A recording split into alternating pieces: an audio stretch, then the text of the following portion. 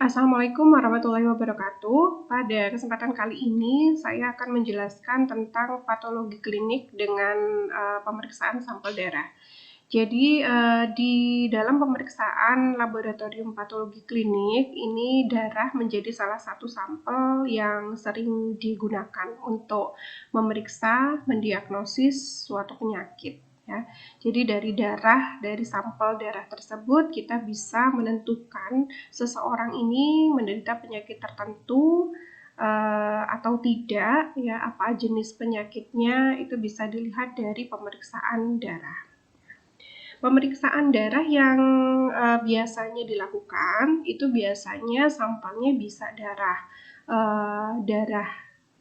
total ya atau yang kita sebut dengan whole blood, atau kita ambil serum dan plasmanya. Jadi kalau darah total ini kan darah langsung diambil dari vena kemudian diperiksa, atau darah dari kapiler kemudian diperiksa. Sedangkan untuk serum atau plasma itu biasanya kita ambil dari whole blood kemudian kita sentrifuge, dan cairannya yang ada di bagian atas yang berupa warna bening kekuningan itu yang biasanya kita sebut dengan serum atau plasma bisa digunakan untuk pemeriksaan juga. Jadi selain whole blood kita juga bisa pakai serum atau plasma tergantung dari jenis pemeriksaannya. Adapun pemeriksaan-pemeriksaan di laboratorium patologi klinik yang menggunakan sampel darah itu bermacam-macam jenis ujinya ya. Mulai dari yang pertama jenis uji mikroskopis. Jadi misalkan kita ambil darah kemudian kita lihat, kita lakukan pewarnaan ya di situ, kemudian kita lihat di bawah mikroskop. Nah, ini bisa substansi yang akan terlihat yang kita amati misalnya substansi bakterimia ya, bakteri jenis tertentu, mungkin Staphylococcus aureus atau E. coli ya, kita bisa lakukan kultur terlebih dahulu juga bisa. Lalu kita juga bisa melihat substansi parasit ya di dalam darah, misalnya ada tidaknya plasmodium ya, penyebab penyakit malaria ya. Kita bisa lihat di dalam sel darah merah ada tidaknya trofozoit atau stadium-stadium dalam plasmodium ya. Yang kedua, kita juga bisa mendiagnosa suatu penyakit itu dari darah dengan kita melihat nilai hematokrit. Jadi nilai hematokrit ini merupakan jumlah sel darah yang ada di dalam tubuh kita, baik itu komposisi dari eritrosit, komposisi trombosit maupun sel darah putih. Nah, untuk kondisi infeksi biasanya yang banyak dilihat ini adalah sel darah putih ya, baik itu leukosit total maupun sel darah putih ya jenis monositnya berapa, neutrofilnya berapa, lalu limfositnya berapa ya, eosinofil dan basofilnya berapa. Ini bisa dilihat juga dengan sampel darah whole blood ya, dengan menggunakan alat yang disebut dengan hematologi analyzer. Nah, kita juga bisa melihat di situ kadar limfosit T, CD4 dan CD8 menggunakan alat yang disebut dengan flow cytometry. Nah, perbandingan daripada sel darah putih ini juga bisa mengindikasikan adanya suatu infeksi atau peradangan ya, yang disebut dengan NLR atau neutrophil lymphocyte ratio. Biasanya pada kondisi infeksi yang berat, pasien cenderung memiliki limfosit yang rendah sedangkan neutrofilnya tinggi. Kondisi yang tidak selaras seperti ini, di mana limfositnya rendah, ini bisa mengindikasikan imunitas yang rendah dan kondisi dalam fase infeksi berat ya. Nah, ini semua bisa dilihat dengan nilai hematokrit yang mana sampelnya dapat berupa whole blood ya, darah. Yang ketiga, kita bisa juga melihat ada tidaknya suatu substansi antigen. Ya, misalnya kita mau lihat ada tidaknya material virus tertentu, bakteri tertentu, ya, intinya adalah antigen yang menginfeksi tubuh manusia, itu bisa menggunakan substansi darah. Bisa whole blood, ya, darah total, atau kita juga bisa ambil dari serum dan plasmanya. Jadi yang digunakan sebagai sampel bisa darah total, whole blood, ataupun serum dan serum dan plasma. Nah, yang dicek bisa berupa antigen, juga bisa berupa antibody. Ya, jadi kalau antigen ini adalah kita tahu benda asingnya yang kita lihat ada atau tidak virus di dalamnya. Yang antibody itu adalah protein anti terhadap antigen. Jadi antibody terhadap antigen itu juga bisa kita lihat, ya. Untuk menguji ada tidaknya antigen maupun antibody ini bisa dengan rapid test yang sederhana. Kemudian kita juga bisa melakukan pemeriksaan kuantitatif, berapa titer antibodinya seperti itu, atau berapa banyak antigennya, itu dengan menggunakan ELISA atau shorten blotting dan dot blotting.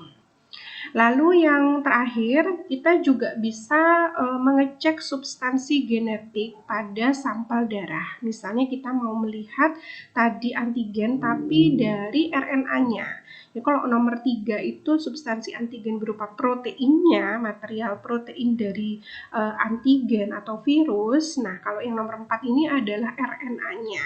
Nah, nomor 4 ini lebih spesifik lagi, ya, karena melihat ke RNA. Karena kalau protein itu satu protein virus dengan virus yang lainnya masih ada yang sama, ada kemiripan, bisa terjadi false positif, ya, ataupun false negatif. Jadi kurang spesifik, ya. Lebih spesifik lagi adalah ketika kita melihat substansi genetiknya, karena RNA pada satu spesies ini akan sangat identik, gitu ya. Nah, teknik yang keempat ini bisa menggunakan metode polymerase chain reaction atau yang kita sering sebut dengan PCR. Nah, ini saya akan langsung kepada beberapa contoh kasus, ya, dan juga patologi kliniknya atau pemeriksaannya. Yang pertama adalah demam berdarah denggi atau sering kita sebut DBD. Jadi demam berdarah denggi, DBD, atau juga disebut dengan DHF, dengue hemorrhagic fever, ini merupakan penyakit yang disebabkan oleh virus. Ya, subtipe virusnya ada DEN 1, DEN 2, DEN 3, dan DEN 4. Nah, virus ini berada pada kelenjar ludah dari nyamuk Aedes aegypti. Ya. Yang paling banyak adalah Aedes aegypti. Aedes aegypti ini sebagai vektornya. Nah, vektor ini yang membawa virus ke dalam tubuh inangnya, dalam hal ini adalah manusia. Jadi ini adalah gambaran daripada virus DEN V, ya, DEN 1, DEN 2, dan sampai DEN 4. Jadi DEN 1 sampai DEN 4 ini adalah serotipenya, ya, tipe daripada virus tersebut. Nah, di mana keempatnya ini memiliki region yang sama, ya, secara umum untuk beberapa protein kapsid, ya, kemudian envelope ini sama, ya, cuma ada beberapa segmen DNA yang berbeda, ya. Nah, di dalam pada virus dengue DEN 1 sampai DEN 4 ini, ya, memiliki protein pada kapsidnya, di mana proteinnya inilah yang menjadi penanda atau marker dari virus tersebut untuk bisa dikenali oleh respon imun tubuh kita. Nah, protein itu yang banyak digunakan adalah protein NS, ya, NS protein. Nah, NS protein inilah yang biasanya digunakan untuk pemeriksaan rapid antigen, ataupun kita juga melakukan terapi sebagai target terapinya adalah protein NS ini, ya. Yang paling sering digunakan adalah protein NS1. NS1 ini merupakan protein kapsid yang fungsinya memegang peranan penting pada replikasi virus gitu ya. Nah, NS1 ini sering dipakai untuk menjadi marker atau penanda pada pemeriksaan rapid antigen ataupun ELISA dengan ELISA untuk mengecek ada tidaknya virus ya. Jadi dilihat dari ada tidaknya protein NS1 ini ya. Jadi sebagai marker. Jadi kalau ditanya marker protein yang paling banyak digunakan untuk mengidentifikasi ada tidaknya Dengue DBD ini adalah NS1 ya. Virus dengue ini tadi transmisinya adalah dari nyamuk Aedes aegypti ya, kemudian dia menginfeksi manusia dan berkembang di dalam tubuh manusia. Kemudian setelah dewasa dia akan nyamuk ini akan masuk ke menggigit manusia, lalu dia akan membawa virus ya, Dengue. Nah, Dengue virus ketika nyamuk lain menggigit orang tersebut, maka disitulah akan terjadi transmisi ya, transmisi perpindahan dari satu orang pasien ke pasien yang lain dengan vektor di sini adalah nyamuk ya.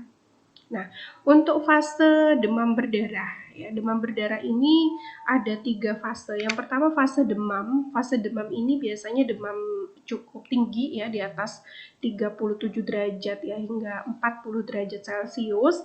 Lalu ada gejala muka kemerahan, kulit memerah karena adanya pecahnya eritrosit ya. Lalu nyeri di seluruh tubuh karena efek inflamasi atau peradangan, kemudian ada sakit kepala, mialgia, mual dan muntah, ada infeksi tenggorokan beberapa, dan beberapa juga ada yang mengalami sakit di sekitar bola mata. Lalu fase demam ini biasanya pada 3 hari pertama, setelah hari keempat dia mengalami yang disebut dengan fase kritis ya. Pada fase kritis ini terjadi penurunan suhu tubuh ya. Suhu tubuhnya biasanya kembali normal dan orang biasanya menganggap bahwa pada fase ini orang sembuh ya, padahal ini adalah fase kritis. Kenapa fase kritis? Karena di sini terjadi indikasi kebocoran pembuluh darah pada penderita. Jadi kalau seseorang tidak dirawat dengan baik, maka ini bisa menyebabkan kepada kematian gitu ya. Nah, karena itu fase kritis ini harus dilakukan perawatan yang intensif di rumah sakit. Kemudian di hari kelima masuk ke hari keenam ini masuk ke fase penyembuhan seperti itu. Nah, ini di fase penyembuhan ini penderita biasanya akan kembali merasakan demam ya, tapi tidak setinggi pada fase demam. Nah, trombosit nanti perlahan akan naik kembali yang awalnya turun ya. Lalu cairan tubuh juga secara perlahan akan kembali normal ya pada 48 hingga 72 jam setelahnya di fase penyembuhan. Lalu nafsu makan juga membaik, penurunan gejala nyeri perut dan diuretik juga kembali membaik, serta komponen sel darah akan kembali membaik juga. Patogenesisnya mungkin saya tidak terlalu menjelaskan lebih banyak karena mungkin sudah ya di patofisiologi, saya lebih ke patologi kliniknya. Pada pemeriksaan di hari pertama dan sampai hari ketiga pada saat terjadi demam tinggi ini dalam tubuh kita ada yang disebut dengan viremia. Jadi berkembanglah banyak virus di dalam tubuh kita sehingga di dalam pemeriksaan rapid antigen ini akan sangat optimal di hari pertama sampai hari ketiga. Di situ akan terlihat sekali bahwa hasilnya akan reaktif ya, dan ketika dicek dengan ELISA maka titernya akan tinggi untuk antigen. Kemudian pada hari pertama dan hari ketiga kita lihat di sini belum ada imunoglobulin atau IgG dan IgA. IgG dan IgA akan baru muncul di hari keempat yaitu fase kritis ya, dan meningkat sampai di fase penyembuhan ya. Di sini untuk uji rapid antibody bisa dilakukan karena dia antibodinya sudah mulai naik ya. Nah, ketika di hari pertama dan ketiga kita lakukan rapid antibody, ini belum kelihatan pasti karena memang antibodinya belum ada. Kalau hari pertama sampai hari ketiga ini optimalnya adalah rapid antigen, yaitu mengecek ada tidaknya virus. Sedangkan untuk rapid antibody seharusnya belum dilakukan karena di sini belum terekspresi. Kalau dilakukan di sini maka pasti tidak reaktif hasilnya. Padahal di situ virus sedang tinggi-tingginya. Maka kita harus tahu nih kapan pemeriksaan untuk rapid antigen, kapan pemeriksaan untuk rapid antibody. Seperti itu.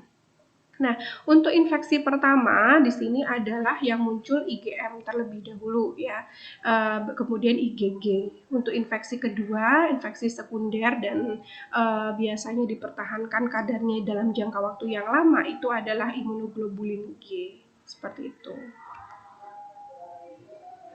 Nah, ini gambarannya untuk denggi primer, ada dua jenis ya, ada denggi primer, ada denggi sekunder.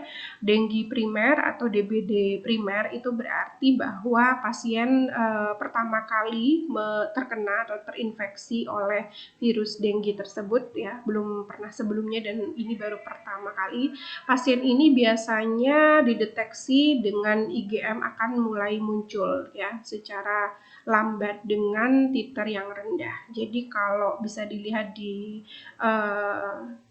tabel di sini, kalau denggi primer ini biasanya cirinya untuk hasil pemeriksaan antibodi IgM-nya positif, tapi IgG-nya akan negatif.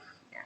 Berbeda pada kondisi denggi sekunder. Ya, pada infeksi kedua, ya, riwayat pasien dia punya riwayat pernah demam berdarah, kemudian dia terkena lagi untuk yang kedua kalinya, biasanya antibodinya terekspresi dua, yaitu IgM positif dan IgG juga positif ya.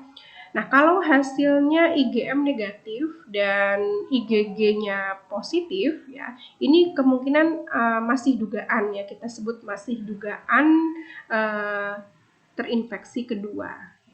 Jadi juga harus melakukan pemeriksaan fisik untuk melihat gejala dan tanda-tandanya selain hasil daripada pemeriksaan laboratorium. Kalau dua-duanya negatif, ini bisa berarti tidak ada demam berdarah ya, atau infeksi awal yaitu pada hari pertama sampai hari ketiga IgM IgG belum muncul, yang ada adalah viremia ya atau antigennya saja. Atau kondisi setelah kita melewati fase penyembuhan ya, itu bisa jadi IgG dan IgM-nya kembali negatif ya. IgG ada yang turun, ada yang tetap dipertahankan juga sampai mungkin beberapa bulan ya, tergantung dari sistem imunnya dalam memproduksi antibodi ya. Untuk pemeriksaan DBD itu ada beberapa, jadi ada pemeriksaan kuantitatif. Ya, kuantitatif berarti di sini pemeriksaan ada kualitatif dan kuantitatif ya. Kalau kualitatif itu berarti terlihat ada, ini terbalik ya adik-adik ya. Di sini yang kualitatif, di sini yang kuantitatif. Jadi kalau kualitatif hasilnya hanya positif, negatif gitu saja, atau reaktif, non reaktif gitu saja ya. Tapi kalau kuantitatif ini dia ada berapa kadar antigen NS1-nya, NS1-nya berapa gitu. Jadi bisa lihat tingkat keparahannya dari banyak sedikitnya antigen ataupun antibodinya. Begitu. Kalau untuk kualitatif bisa menggunakan rapid test NS1 antigen atau rapid test IgG IgM. Kalau kuantitatif kita bisa menggunakan ELISA. ELISA untuk cek antigennya untuk NS1. Jadi antigen yang dipakai saya jelaskan tadi NS1, atau kita bisa cek titer antibodinya berapa IgM dan berapa IgG-nya. Jadi itu bedanya kualitatif dan kuantitatif. Nah, untuk NS1 selain kita bisa mengecek antigen ya berupa protein, kita juga bisa mengecek antigen berupa RNA-nya. Jadi yang dicek di sini adalah gen pengkode NS1. Itu bedanya. Jadi kalau yang di sini, 2 di sini adalah NS1-nya berupa protein, yaitu protein kapsid daripada virusnya. Tapi kalau untuk analisis ekspresi gen dengan mRNA dan PCR, itu yang kita cek adalah gen pengkode NS1-nya, terekspresi atau tidak, seperti itu. Untuk yang analisis ekspresi gen ini lebih spesifik karena seperti yang saya jelaskan tadi, bahwa karakteristik genetik setiap individu akan jauh berbeda dengan protein yang mungkin beberapa virus yang satu marga atau satu famili itu memiliki protein yang sama gitu. Nah, yang kedua adalah malaria, adik-adik ya. Malaria ini merupakan penyakit yang disebabkan oleh infeksi parasit ya, Plasmodium, yaitu ada Plasmodium falciparum, Plasmodium vivax, Plasmodium ovale, dan Plasmodium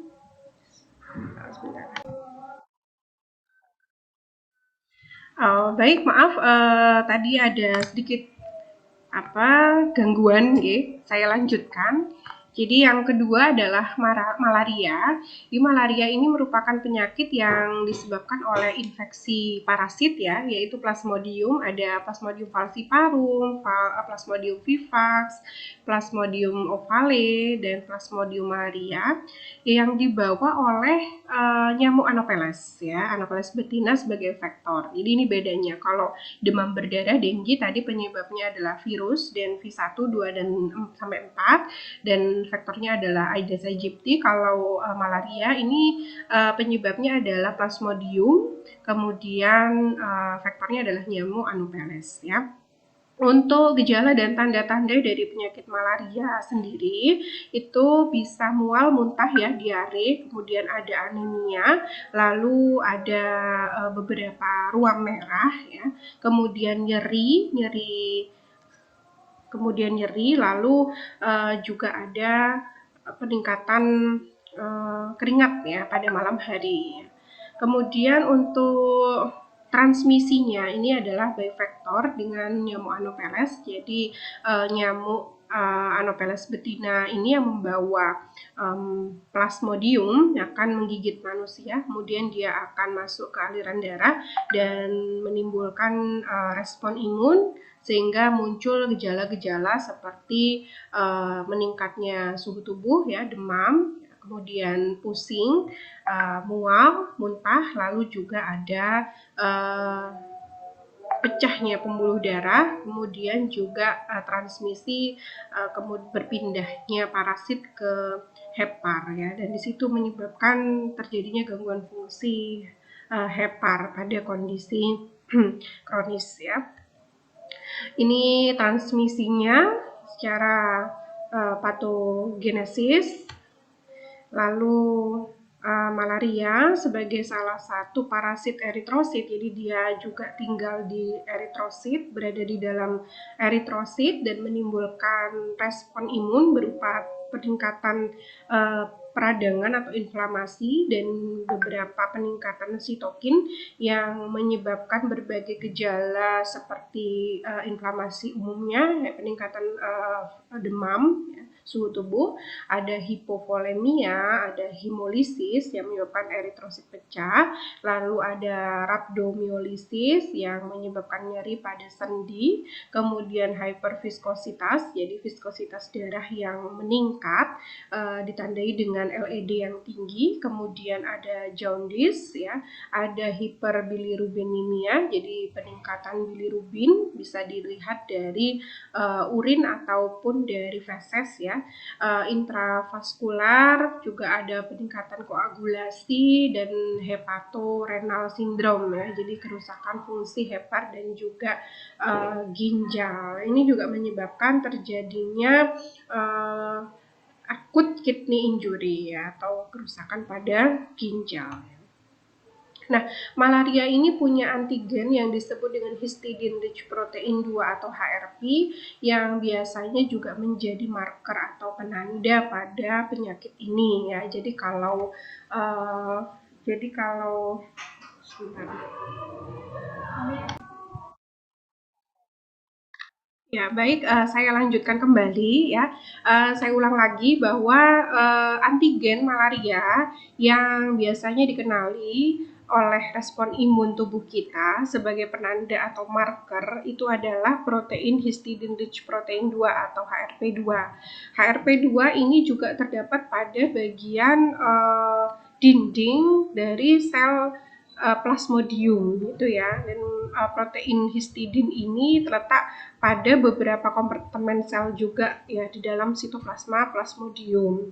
HRP2 biasanya antigen yang terekspresi pada plasmodium jenis falciparum ya, merupakan plasmodium yang paling banyak ya kasusnya.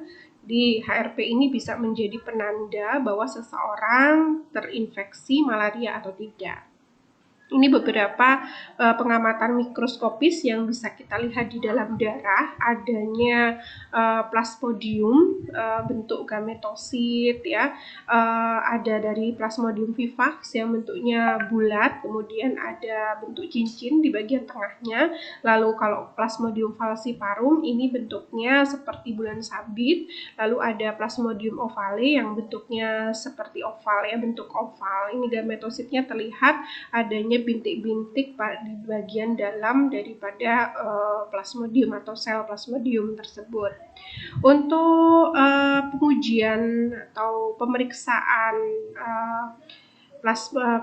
plasmodium atau penyakit malaria ini, selain dari HRP2 biasanya juga untuk plasmodium ini marker atau penandanya ada plasmodium glutamat dehydrogenase atau PGLUDH, dan juga ada yang PFLDH atau P-falciparum lactate dehydrogenase.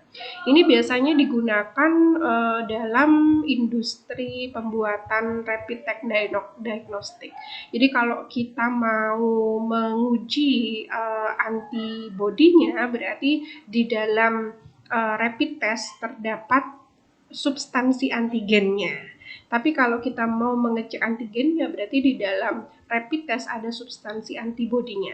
Sehingga di dalam proses uji pemeriksaan nanti akan bereaksi antara antigen antibodi yang akan menghasilkan dua garis, di mana dua garis ini menunjukkan adanya positif ya. Jadi di sini satu garis adalah kontrol, kemudian dua garisnya ini adalah line test ya, tes untuk anti malaria antibody secara general, dan satu lagi untuk antibody anti Plasmodium falciparum yang spesifik untuk falciparum ya, yaitu PFLDH untuk markernya gitu ya. Kalau marker umumnya adalah PGLUDH atau HRP2, untuk marker spesifiknya untuk falciparum ada PFLDH atau lactate dehydrogenase.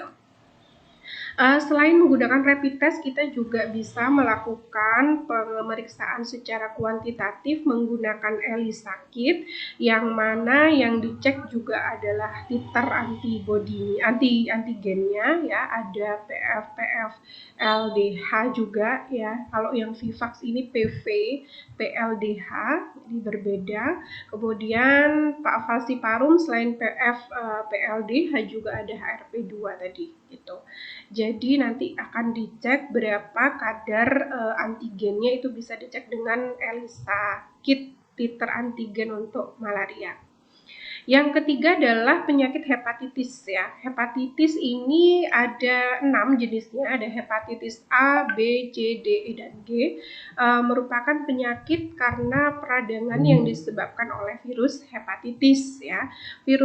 Beberapa virus hepatitis, selain itu juga beberapa virus lain seperti MAM virus, rubella, kemudian cytomegalovirus, Epstein-Barr, dan herpes yang juga banyak melemahkan sistem imun kita gitu. Untuk hepatitis sendiri, yang paling banyak kasusnya adalah hepatitis B dan C, ini sekitar 400 juta kasus ya per tahun dibandingkan dengan yang lainnya ya, dan juga B dan C ini yang cukup mematikan ya dibandingkan dengan hepatitis lainnya seperti hepatitis A dan E. Nah, untuk penularan penularannya, untuk transmisinya, kalau hepatitis B, C, dan juga D ini biasanya lewat transfusi darah, kemudian beberapa cairan tubuh, mukosa ya ataupun sperma. Sedangkan untuk hepatitis A dan E penularannya itu dari makanan dan air yang terkontaminasi dengan virus hepatitis A dan E. Jadi penularannya berbeda ya antara virus hepatitis B, C, D dengan virus hepatitis A dan E. Kemudian di bawah ini adalah saya ambil salah satu jenis virus hepatitis, yaitu hepatitis B yang paling banyak kasusnya dan juga gejala manifestasi klinisnya juga yang paling serius ya. Jadi di hepatitis B ini ada antigen yang menjadi penanda ya. Kalau tadi demam berdarah itu ada MS1, kemudian kalau malaria itu ada PFLDH dan HRP2. Kalau hepatitis ini ada namanya HBsAg ya. Ini HBsAg ini adalah hepatitis B antigen. Jadi protein yang terdapat di kapsid atau bagian luar dari virus hepatitis ya. Ini juga menjadi penanda daripada hepatitis B. Ini beberapa perbedaannya, secara umum sudah saya jelaskan tadi, bahwasanya yang paling serius manifestasi klinisnya adalah hepatitis B ya. Karena hepatitis B ini nanti yang sering muncul tanpa gejala, tapi bila ada gejala itu ada mual, muntah, kehilangan nafsu makan dari perut, penyakit kuning ya pada mata dan juga kulit, serta juga kerusakan dari fungsi hepar atau hati ya. Nah, ini beberapa perkembangan dari virus ya, dan juga penularan dari hepatitis B bisa lewat intrauterin, dari ibu ke janin juga bisa ya, perinatal, sepanjang dia terjadi proses persalinan ya, dan juga postnatal gitu setelah melahirkan lewat kontak fisik. Hepatitis juga bisa menimbulkan fibrosis dan serosis hati ya, kemudian pada akhirnya akan menimbulkan kanker hati. Inilah yang berbahaya dari virus hepatitis B dan C ini. Untuk masa inkubasi virus ini itu antara 2 sampai 7 minggu ya. Kemudian memasuki fase akut beberapa hari sampai 2 minggu setelah masa inkubasi. Di sini pada masa inkubasi akan kita bisa mengecek hepatitis B antigen ya atau HBsAg. Nah, ini akan terlihat, ini contoh hepatitis B ya. Jadi pada masa inkubasi inilah kita bisa mengecek ada tidaknya antigen untuk hepatitis, yaitu HBsAg. Untuk hari-hari di inkubasi sama seperti yang lain, antibodi belum terlihat ya. Terbukti di sini imunoglobulin M atau IgM-nya itu baru muncul ketika inkubasi selesai atau masuk di acute phase, yaitu 2 sampai 2 minggu setelah masa inkubasi gitu. Dan IgM ini akan bertahan sampai beberapa minggu ya, masa convalescence juga ya sampai beberapa tahun juga masih ada gitu. Kemudian ini beberapa pemeriksaan hepatitis sama seperti yang sebelum-sebelumnya. Jadi ada rapid test untuk HBsAg untuk melihat ada tidaknya antigen HBsAg atau antigen HBs, dan juga antibodi IgM dan IgG-nya. Juga secara kuantitatif menggunakan ELISA ya. Di sini di gambar ini ada HBsAg ELISA kit yang mana di sini akan bisa mendeteksi berapa titer daripada antigen maupun antibodinya untuk hepatitis B ini, yaitu markernya adalah HBsAg. Ini beberapa interpretasi untuk diagnosis tes, sebetulnya hampir sama dengan beberapa kasus yang lain. Jadi yang kita lihat di awal inkubasi ini adalah ada tidaknya antigen HBsAg. Ini sangat valid ya untuk bisa melihat ya. Sementara di hari-hari inkubasi tersebut kita belum bisa melihat anti HBsAg ataupun IgM ya. Biasanya IgM-nya masih negatif. Tapi melewati masa inkubasi, di situ HBsAg-nya akan mulai turun, ya, sedangkan antibodinya mulai naik, begitu. Yang keempat adalah tipes atau kita kenal dengan demam tifoid atau paratifoid.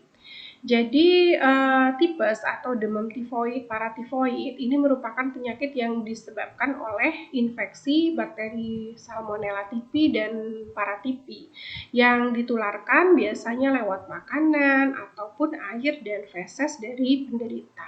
Kalau kita lihat gambarnya di sini, bakteri Salmonella typhi bentuknya adalah basil ya. Kemudian dia punya beberapa antigen yang digunakan sebagai penanda atau marker. Kalau untuk di dinding bakterinya ini namanya antigen O, sedangkan di bagian flagelnya ini adalah antigen H. Dan biasanya ini yang digunakan untuk membuat reagen reaksi dalam pengujian atau pemeriksaan demam tifoid ya dari markernya ini. Ini beberapa subkelas dari Salmonella ya. Nah, gejalanya untuk demam tifoid ini ada demam tinggi, kemudian berkeringat ya, berlebih utamanya di malam hari, ada mialgia, nyeri pada otot, kemudian sakit kepala ya, pusing, mual, kemudian juga ada nyeri pada bagian perut, ada juga yang diare dan ada juga yang konstipasi. Jadi itu ciri daripada demam tifoid ya. Nah, untuk diagnosisnya ini kita bisa melihat dari kultur darahnya. Jadi nanti kita bisa lihat kultur darah tersebut di bawah mikroskop ada tidaknya Salmonella typhi. Kemudian kita juga bisa melakukan pengujian untuk kultur urinnya juga apakah ada Salmonella typhi atau tidak. Dan feses ya, feses juga bisa ditemukan ada tidaknya Salmonella typhi karena di sini kan Salmonella typhi menginfeksinya di saluran pencernaan ya. Kemudian juga bisa masuk ke dalam darah dan urin ya tentunya. Karena ginjal juga berfungsi untuk menyaring darah. Selain itu untuk uji mikroskopik, selain mikroskopik juga ada uji Widal, di mana uji Widal ini adalah uji serologi yang nantinya kita bisa melihat ada tidaknya antigen O dan antigen H. Jadi kalau dilihat di plat ya, plat uji di gambar itu ada huruf O dan H, itu berarti kita mau lihat antigen O dan antigen H ada apa tidak ya, terekspresi atau tidak gitu. Dimana tadi kita tahu antigen O itu merupakan protein yang terdapat pada dinding bakteri, sedangkan antigen H ini terdapat pada flagel, itu untuk Salmonella typhi. Sedangkan AH dan BH ini biasanya pada Salmonella paratyphi, dan NC ini negatif kontrol, PC adalah positif kontrol. Nah, kalau sampel darah yang kita gunakan, yang kita ujikan diberi dengan antigen O dan H akan kelihatan ada butiran seperti pasir, itu artinya hasilnya positif. Orang ini atau pasien ini menderita penyakit demam tifoid atau tipes ya. Jadi kalau ada gumpalan tersebut menandakan adanya reaksi antigen dengan antibodi sehingga terbentuklah aglutinasi yang digambarkan dengan butiran pasir. Nah, untuk ujinya juga ada kualitatif dan semi kuantitatif. Kalau yang kualitatif terlihat pada gambar berupa butiran pasir. Kalau semi kuantitatif itu bisa kita menggunakan beberapa tabung dengan pengenceran tertentu ya. Ada dilusi 1:20, 1:40 sampai 1:30. Nah, dari sini kita akan mencampurkan antara serum tes dengan PZ atau larutan salin ya. Setelah itu nanti kita akan amati setelah dicampurkan ada tidaknya endapan ya atau tidak gitu ya. Kalau masih ada endapan dilanjutkan ke pengenceran berikutnya, sampai ke pengenceran terakhir sudah tidak ada lagi, berarti disitulah kadar daripada titer antigen untuk widal atau antigen untuk demam tifoid ini begitu.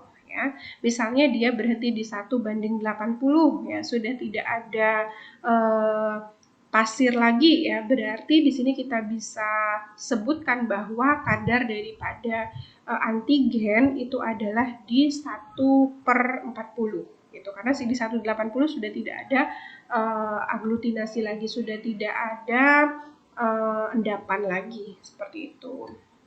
Nah, secara kuantitatif pun juga bisa dilihat titer antibody ini ataupun antigennya dengan menggunakan ELISA reader ya. Ada yang belum bisa membedakan antara tipes dan tifus ya. Tipes dan tifus adalah dua jenis penyakit yang berbeda sebetulnya. Gejalanya mirip tapi resiko yang ditimbulkan dan cara penanganannya juga berbeda. Kalau tipes ini yang disebut dengan demam tifoid yang disebabkan oleh Salmonella typhi.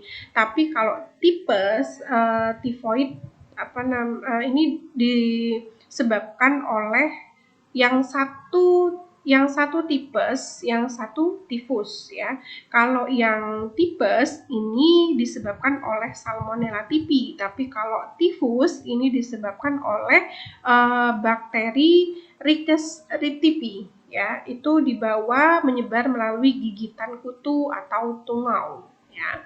Itu bedanya. Jadi kalau tipes disebabkan oleh Salmonella typhi, kalau tifus disebabkan oleh Rickettsia typhi yang dibawa oleh gigitan kutu atau tungau. Biasanya itu pada kasur-kasur yang kurang bersih atau debu-debu yang di situ ada tungau ataupun kutunya. Ini bisa membawa Rickettsia typhi gitu ya.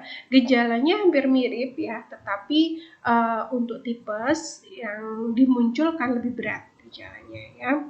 Dan penanganannya jelas berbeda karena penyebabnya berbeda. Oke, saya langsung ke yang kelima, yaitu AIDS ya. AIDS, kita tahu AIDS ini merupakan sindrom ya, bukan penyakit tapi kumpulan dari gejala-gejala. Acquired Immunodeficiency Syndrome atau AIDS disebabkan oleh virus yang disebut dengan Human Immunodeficiency Virus atau HIV. Sama seperti beberapa jenis mikroorganisme yang lain, dia memiliki protein penanda atau marker ya, yang umum digunakan sebagai penanda untuk HIV itu adalah protein GP120 yang terdapat pada permukaan envelope-nya gitu. Nah, AIDS ini sangat berbahaya. Mengapa? Karena mengganggu sistem kekebalan tubuh. Dia tidak disebut penyakit karena tidak secara spesifik memiliki gejala tertentu. Tetapi dia merupakan sindrom sebagai suatu kumpulan dari gejala-gejala ya. Gejala-gejala yang muncul pada penderita AIDS ini misalnya yang sederhana ya, ada esofagitis, gangguan gastrointestinal, kemudian kalau diare kronis ya, tumor, lalu di mata ada retinitis, lalu ada meningitis juga dan ensefalitis juga ada, tuberkulosis dan pneumonia serta tumor menjadi beberapa kumpulan dari gejala-gejala AIDS ya. Untuk patogenesisnya, jadi HIV ini menyerang sistem kekebalan tubuh manusia, terutama yang disebut dengan sel T helper ya. T helper memiliki reseptor yang disebut dengan CD4. Nah, biasanya T helper inilah yang akan diserang oleh virus HIV sehingga kemampuan T helper CD4 ini menurun ya dibandingkan dengan sel-sel imun yang lain. Tuh. Nah, infeksinya masa inkubasinya sekitar 3-6 bulan ya ditandai dengan demam, faringitis, ruam kulit, mialgia, kemudian juga bisa menular lewat cairan tubuh ya. Lalu di situ akan timbul masa laten di mana masa laten ini mulai dari bulan ke-6 sampai dengan bertahun-tahun ya hingga 10 tahun. Dari sinilah akan muncul gejala yang bermacam-macam di mana terjadi penurunan fungsi respon imun sehingga akan banyak sekali penyakit yang berdatangan seperti itu. Itulah dia mengapa AIDS itu disebut dengan kumpulan daripada gejala-gejala atau sindrom. Nah, inilah yang kemudian menyebabkan kematian ya karena adanya gejala-gejala yang terus meningkat, gangguan di dalam tubuh meningkat dan tidak bisa teratasi sebab sistem imunnya juga lumpuh di situ ya. Untuk screening daripada HIV ini bisa kita lihat dari grafik ya.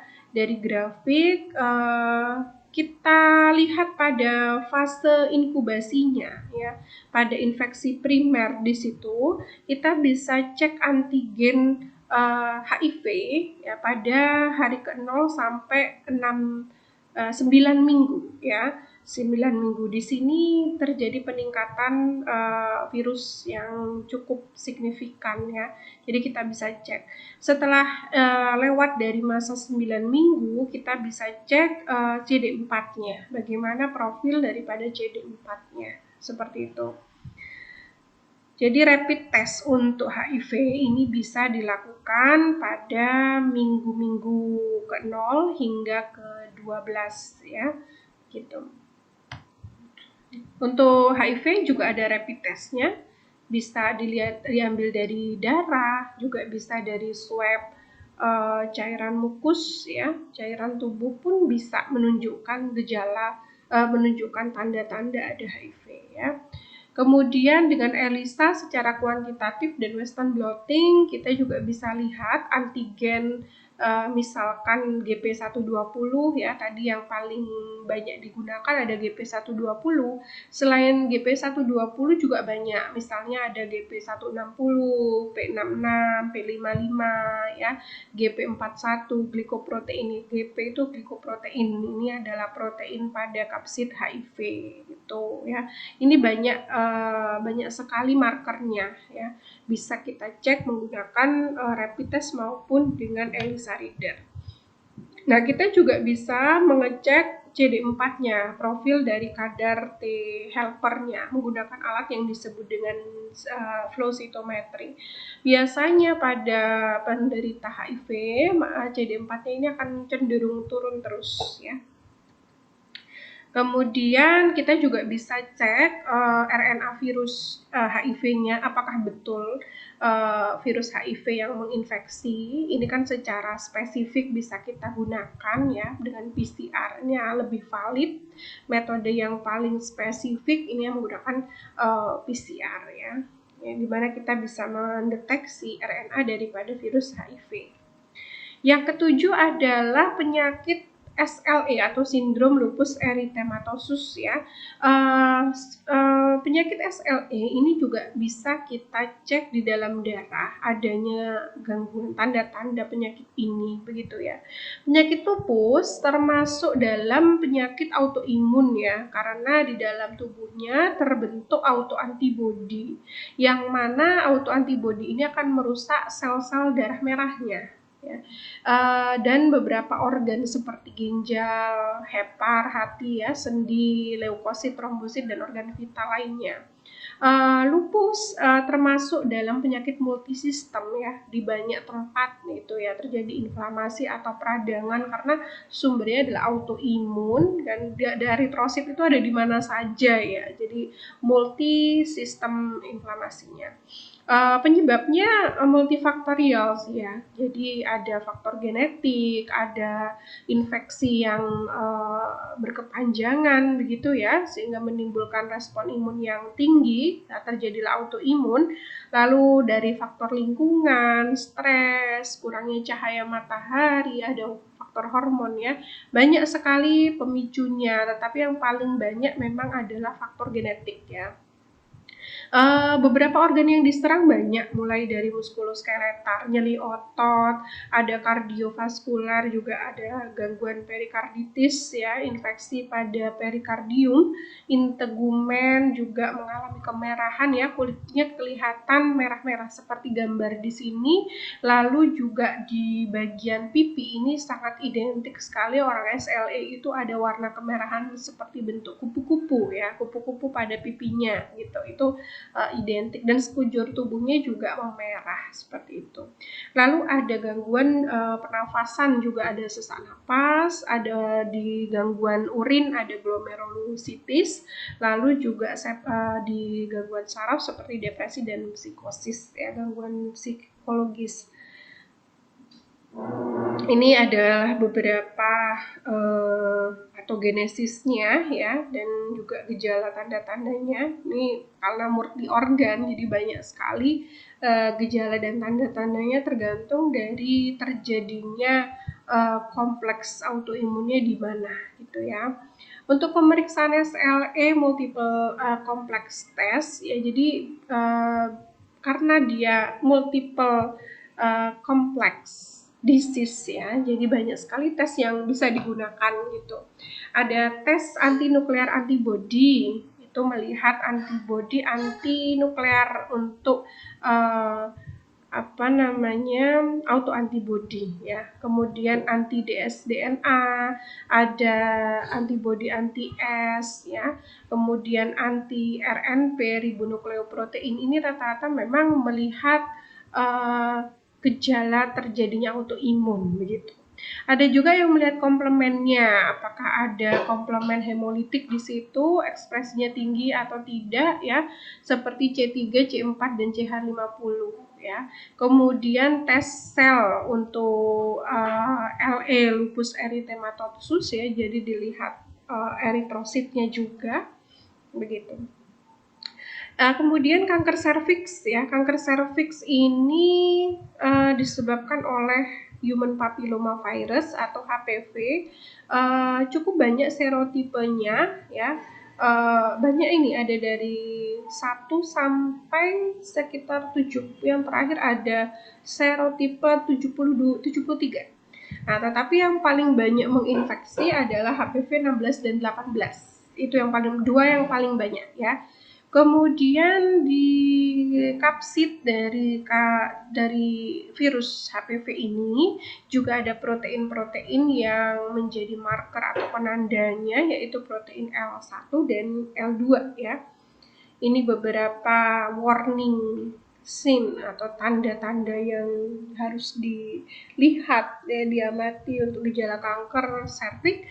Ada misalnya perdarahan yang tidak wajar ya, kemudian masa menstruasi yang lebih panjang, kesakitan yang di luar dari siklus menstruasi, atau pada saat menstruasi juga kesakitannya sangat parah, kemudian tidak nyaman pada saat buang air kecil ya, nyeri pada pelvik atau tulang kemaluan, tulang pinggang, kemudian juga rasa lelah yang konstan ya, terus menerus, lalu juga rasa tidak nyaman pada saat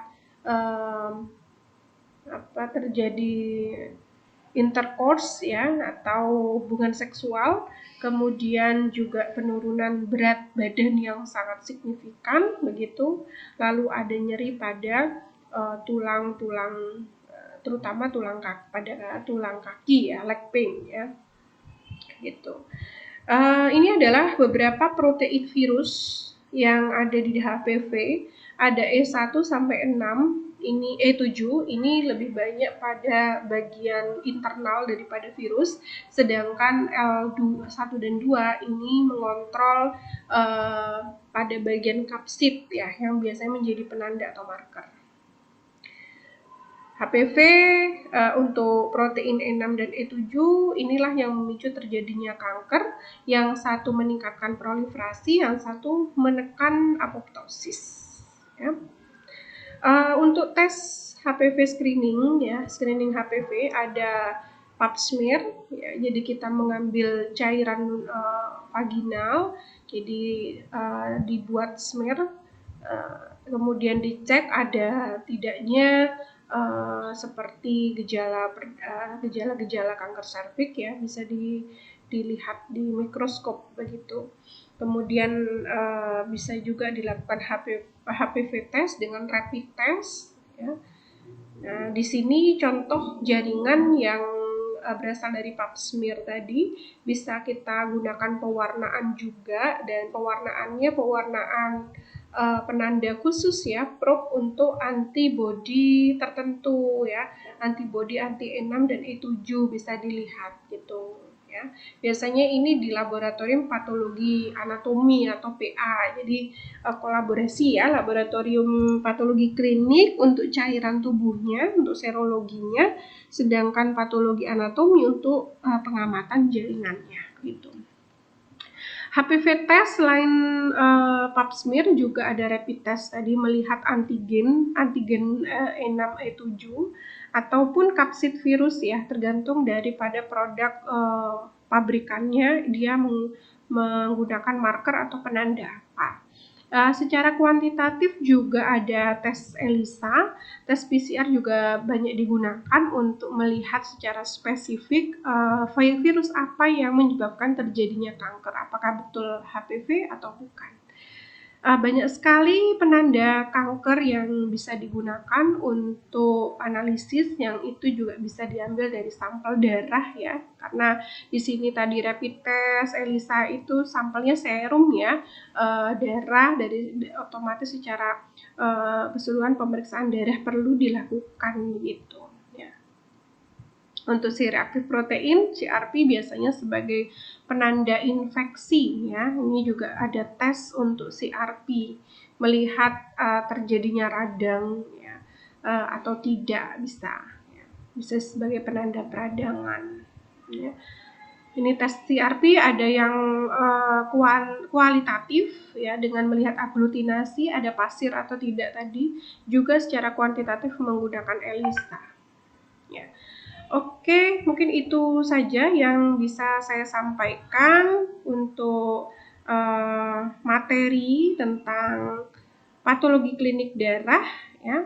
Demikian, terima kasih atas perhatiannya. Saya Eri, wassalamualaikum warahmatullahi wabarakatuh.